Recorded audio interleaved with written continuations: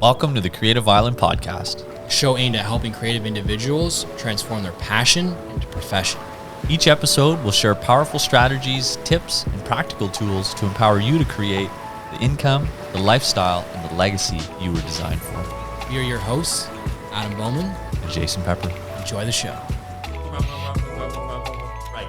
Wow. And then it was like right. Yeah. Done. 30 days of practice in 6 minutes.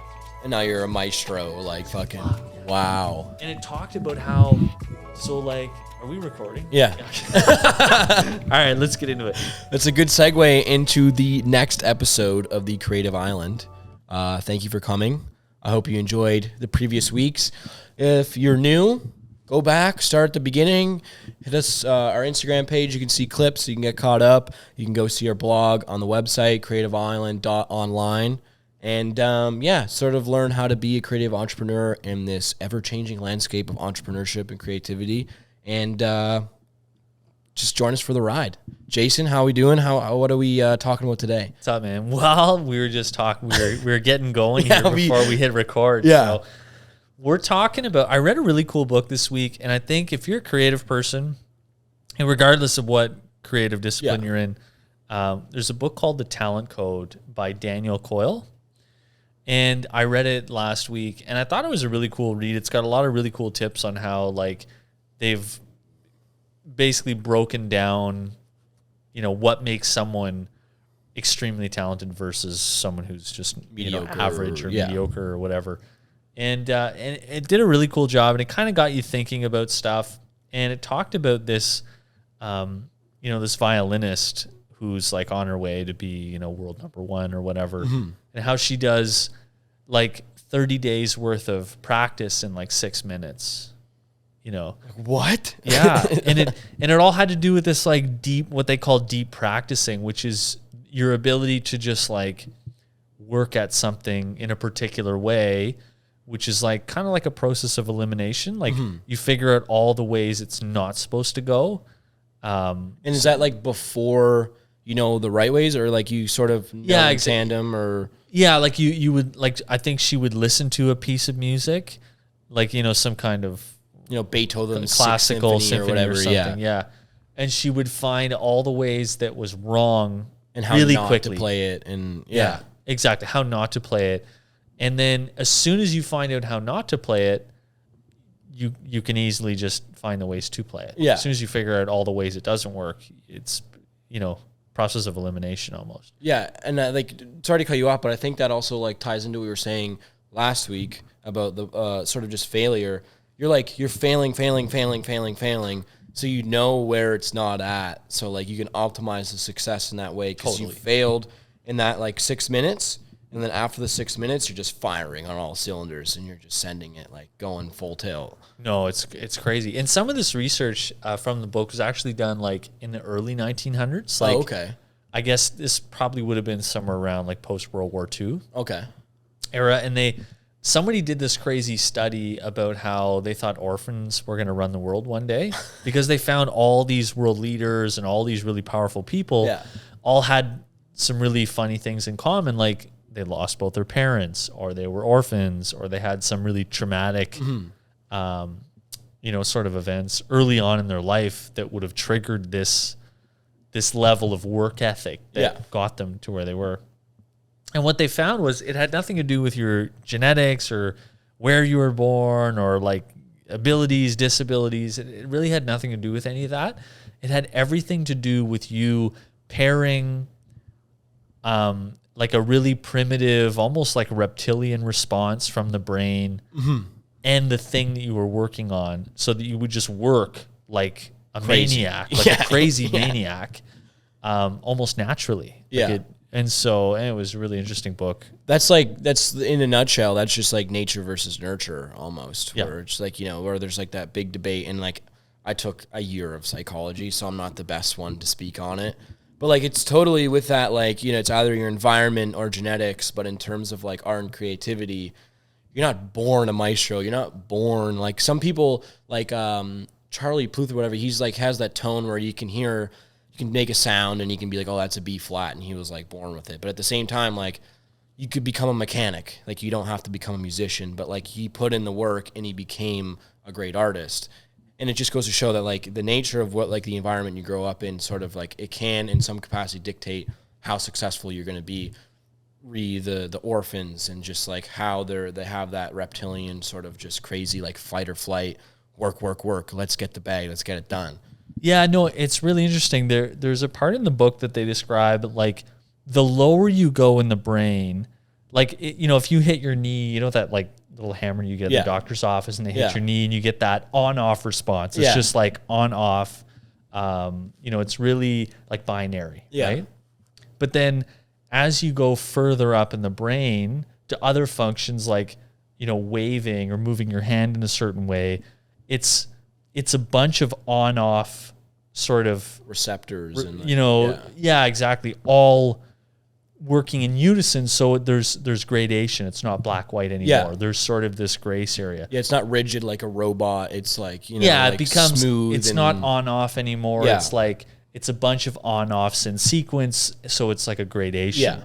And basically they describe in this book as this gradation as talent, right? Okay. Or as the development of talent. So then as you do something, whether it's a motor action or whether you're like solving a math problem or you're a physics guy or what, it doesn't matter what it is, whether it's, you're an athlete or an academic, it didn't matter in the book, but you have this substance that floats around in the brain. It's called myelin. Okay. And it's like a white cloudy material.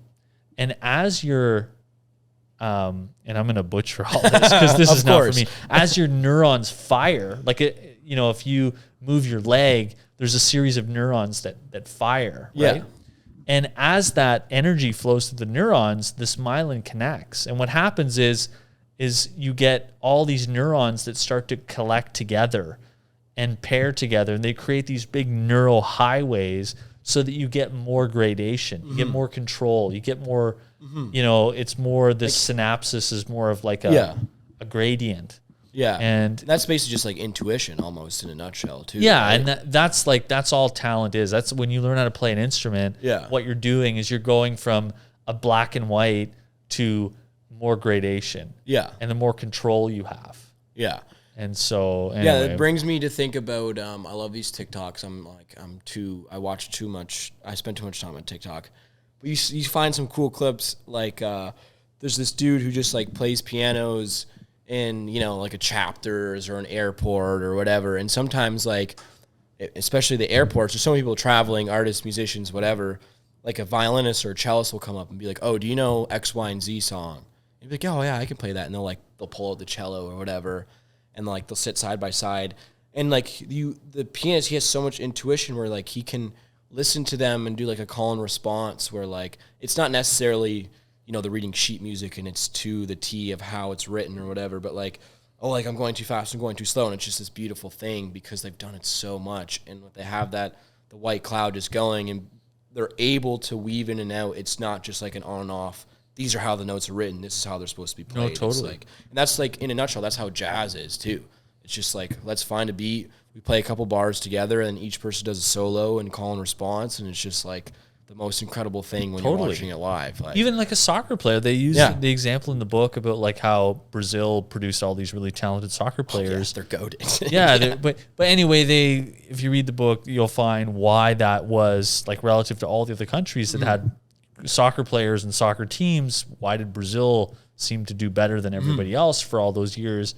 And they basically found that like, kids were doing physical movements like with soccer balls, with other, they have other sports that are really similar to soccer that they were playing far before other countries were even getting introduced to soccer, that had built all those neural pathways to begin with in the beginning. So they were sort of like all had a head start before. Yeah, like they learn how to walk, they're kicking a soccer ball, and they're just like, well, and then that brings me to think about like fucking Gretzky and Jordan, you know what I mean? Like, you miss 100% of the shots you don't take, you know what I mean? And this guy was in his backyard taking 1,000 shots a day as like a 10-year-old kid, probably even younger. And it's like when you're at the highest level, the NHL, that's why he was so successful, because he just had hawk eyes and you could see the whole thing.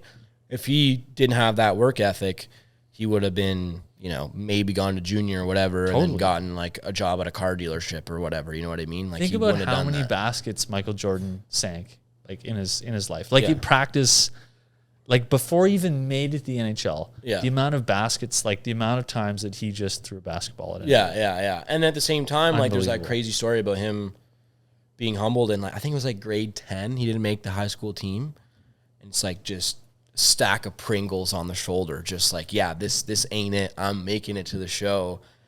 100 baskets like every 10 minutes or whatever it is, just like in the backyard, in the school, in the playground, just like, if I have a basketball in my hands, I'm like serving my purpose in the world. And, you know, he's goated, undisputed. I mean, you can say we don't have to have that conversation, but like, you know, amongst the sports world, what made him so great is the work ethic at the end of the day. Like, goat. There's like the war stories of him like getting into fights in practice because people weren't hustling hard enough. He's like, I don't care. Like, we don't have to be friends, but like, you're doing suicides, you're shooting, we're running drills until you drop and you can't do it anymore because we're going to be the best team.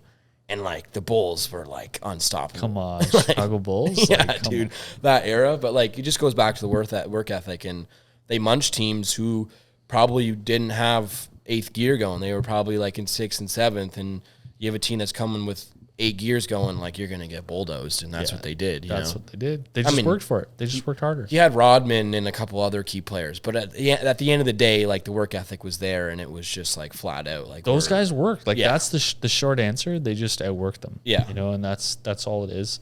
And so, well, that's what I want to segue to today is work ethic.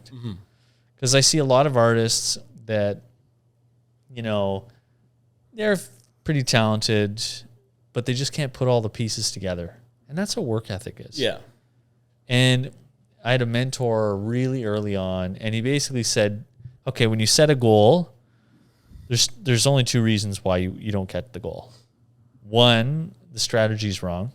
Okay. And 2, you didn't put the work in. And so 99% of the time, it's because you didn't put the work in. 1% of the time, COVID happened. The world shut down. Yeah. Fine. Yeah. You get a pass. Yeah. This one time. It was a big free pass. 1% of the time, sure, you get a pass for that. I took advantage of that. Yeah. 99% of the time, you didn't work hard enough. Yeah. You're working at too many other things. Where are you working at? Yeah. Itemize what your day looks like. Mm-hmm. But it's also wild because it's like, you already clearly, like, if you're doing this, you started the business, you're doing what you love, you've already taken the 9 out of 10 steps. Like, why not just do 10 out of 10 and then just send it? Because it's going to pay itself in dividends in the back end. Yeah, totally. Oh, that's a hard one. Like, so it's not your systems. Yeah. Everybody thinks it's the systems. Yeah.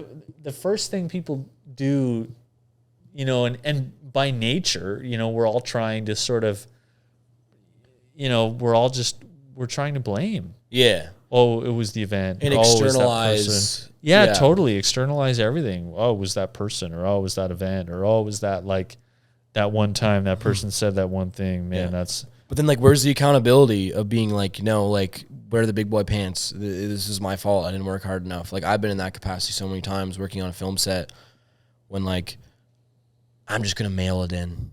I'm not going to put in the extra 10%. And then, like, you look at the final product, especially, like, as an editor in the edit room, you're just like, fuck.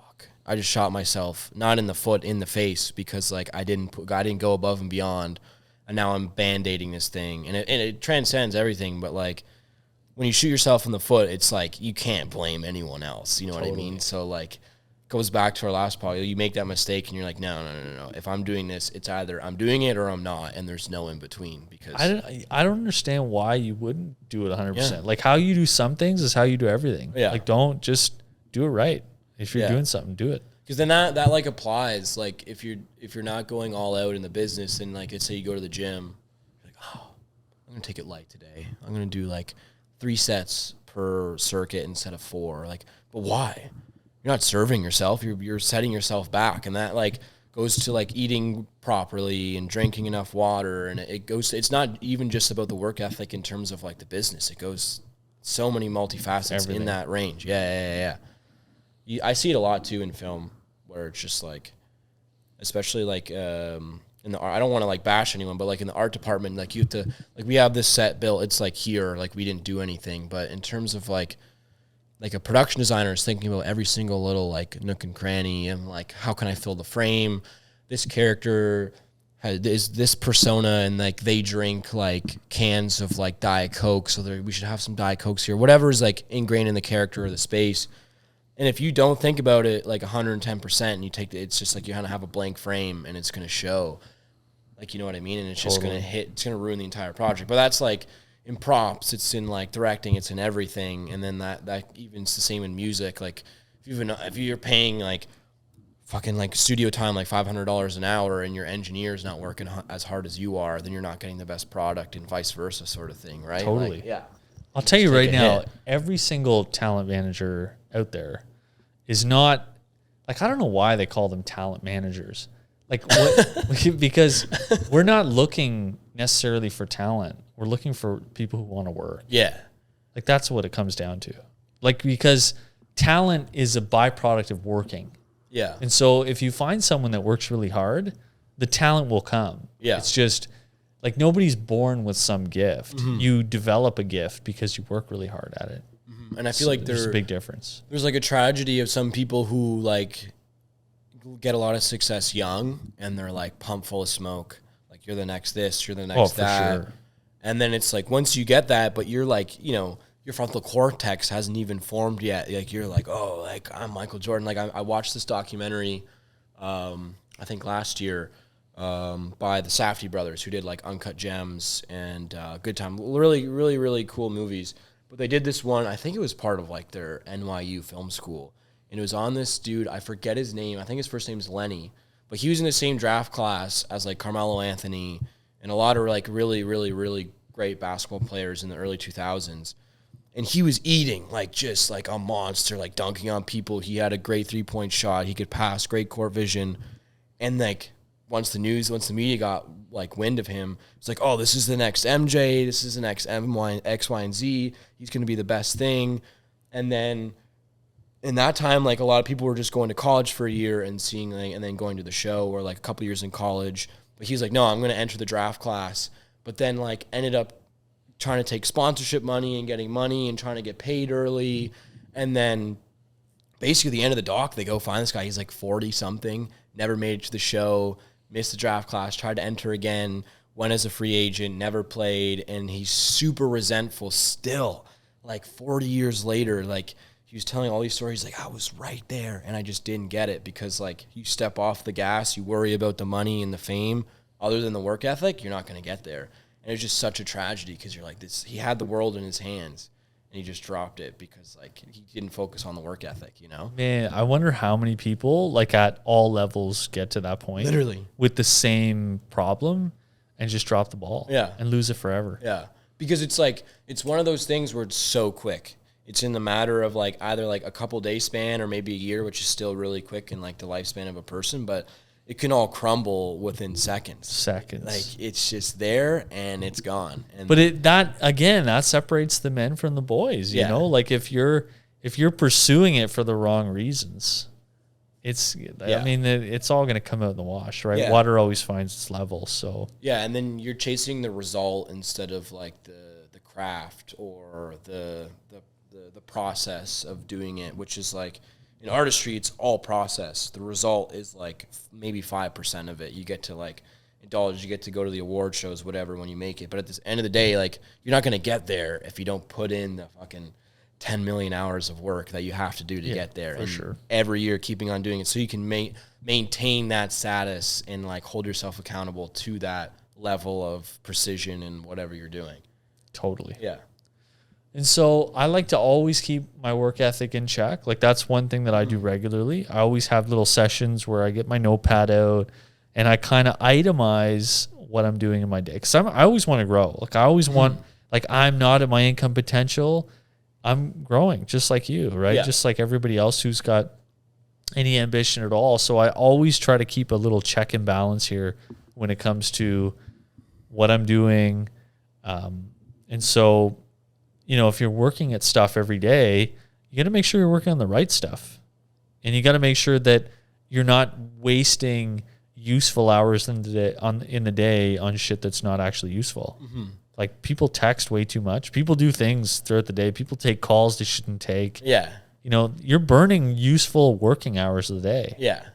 On shit. On just monotonous things that are just like, yeah. Well, monotony's okay, but like, because building a business is monotony, but I just mean like the monotony that isn't serving your business. Totally. You know what I mean? Like if you're in a relationship with somebody and they just text you for the hell of it and they just call you for the hell of it and they just, every time you're like game 7 about to make a deal, you're like, the stakes are really high, and then they just text you like, what are you doing? What's up? Look what I made for lunch today. Yeah. And you're like, what? Fuck you. Why did you just put that in my brain? What are you talking about? Yeah.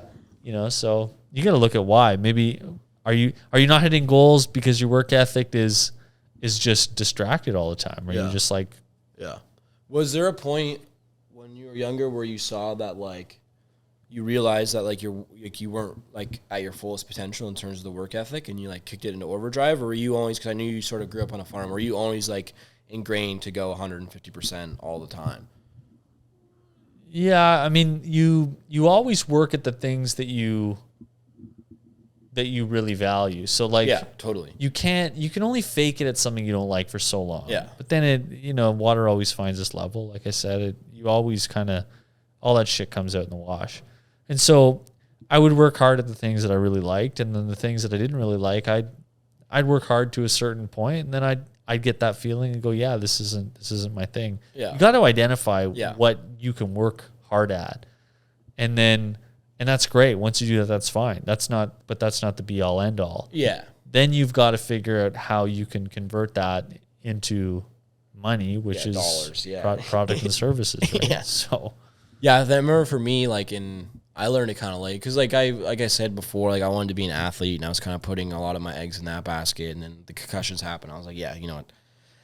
Other people can live this out. It's not for me. But I remember, I think it was probably either grade 10 or 11, and just like, late night cramming for an exam or whatever, or a test, like getting some shitty essay done that you don't want to do, so you half-ass it and it's not good work and the work ethic's not there. But I always remember I would always be like, if I had to edit a project and it was due the next day, I'd stay up, I'd pull an all-nighter, like no questions asked. Like that's where my head is at. So I started being like, no, this is like what you're saying, like if you value it and you love it, you're going to put way more into it just because it serves, it kind of bounces back right at you. So that's when I learned, I was like, I need to do more of this stuff. And then I just started learning more about cameras and like storytelling and film so I could get into that. So that's all, if I only do that, then there's no like zero work ethic in terms of doing, like, obviously there's some stuff I don't necessarily like doing in the space, but at the end of the day, it's all working to the end goal. So I'm like, no, you need to be on it. You need to go. You need to put in the extra hour here and there, take more calls or whatever, just so you can optimize the hell out of it. Yeah, no, totally. It's funny you say that because now that I think about it more, I'm like, I'm always really weary of that line between like, do I just grind this out and persist through? Yeah. Or is this something that I shouldn't be doing at all? Yeah. And I really struggle to find that line because I can just push through. I do like to work. I'm a bit of a workaholic in the best way. Like I like it. So I always find it hard to find that line between like when you should just persevere and keep going versus when you need to like shut it down and give the task to somebody else. Yeah. I always find that I just struggle with that all the time. And it's like, why, like it's that saying like of beating a dead dog or whatever, like why like indulge in the insanity of doing something that you clearly don't want to do. Well, like sometimes your competitive nature, like I think as entrepreneurs, like you tend to be we're just more competitive.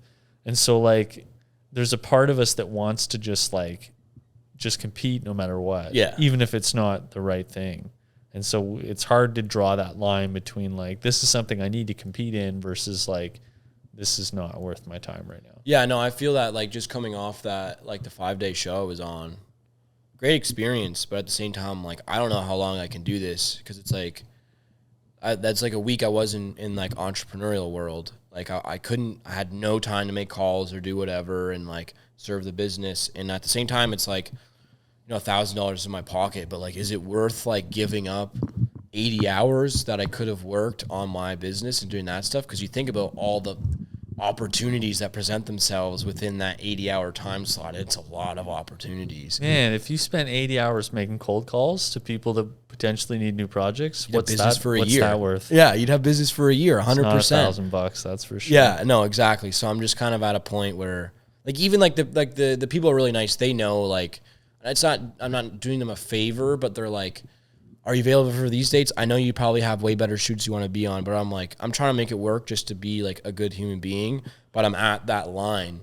Like I'm sort of straddling the line where I'm like, I don't know if I beat the dead dog or just like move on, maybe take the hit for a week, but then cold calling like a crazy guy for like that week.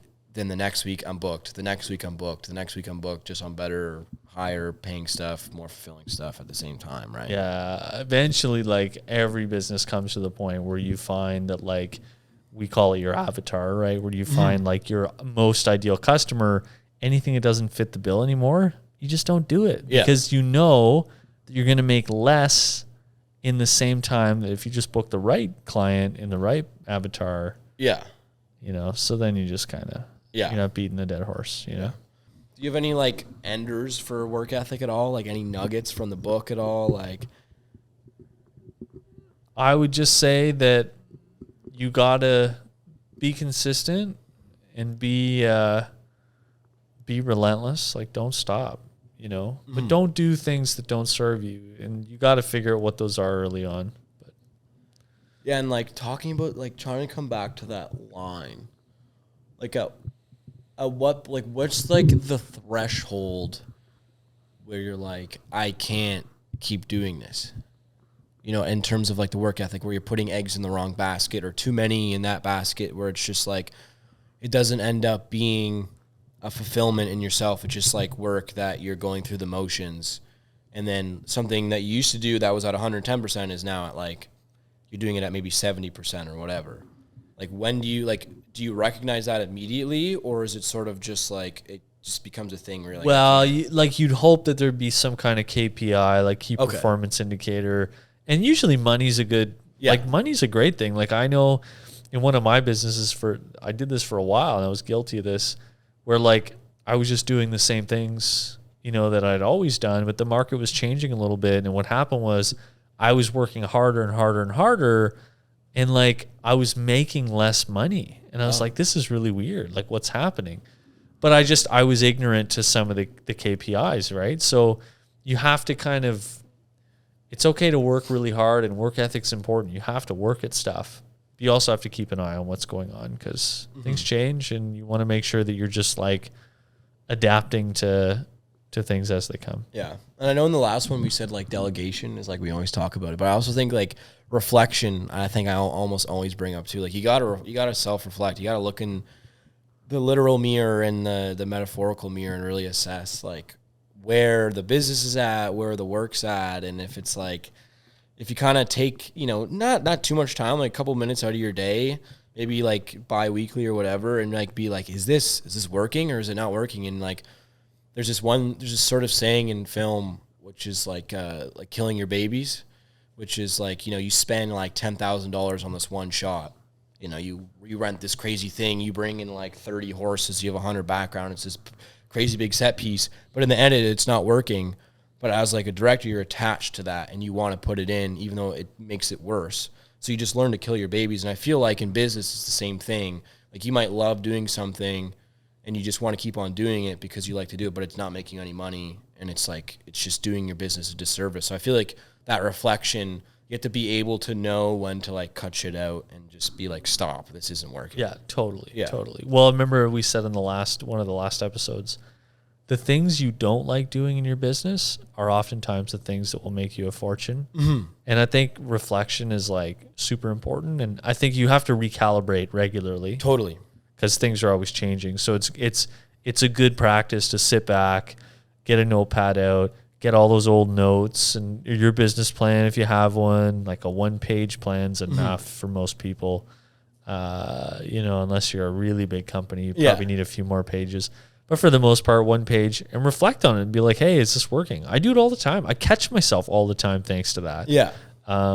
You know, and anyone that does would too. It just kind of holds you accountable. You're like, hey, you said you'd be here right now. and you said you'd have done this by now, and you haven't. You know where you are. Yeah.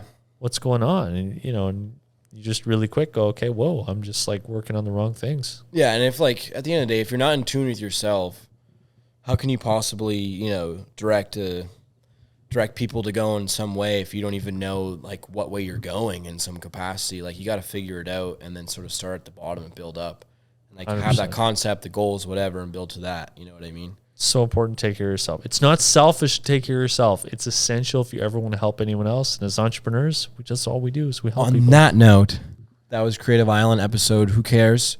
We appreciate you guys. Like I said at the beginning, go look up the blogs. Go check out some of our reels. Interact. We really want you guys to interact. I said that in the Attitude for Gratitude podcast. We want some interaction. We want some ideas. Don't be shy. If you have a business, we'll shout out your business. We'll do it. We just want to reciprocate and throw out this good energy.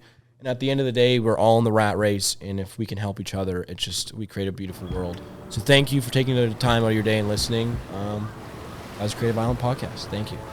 If you enjoyed today's episode, please leave us a review. And if you'd like to be notified of more episodes, please be sure to follow the Creative Island Podcast now. Want access to exclusive content, our community newsletter, live events, and so much more?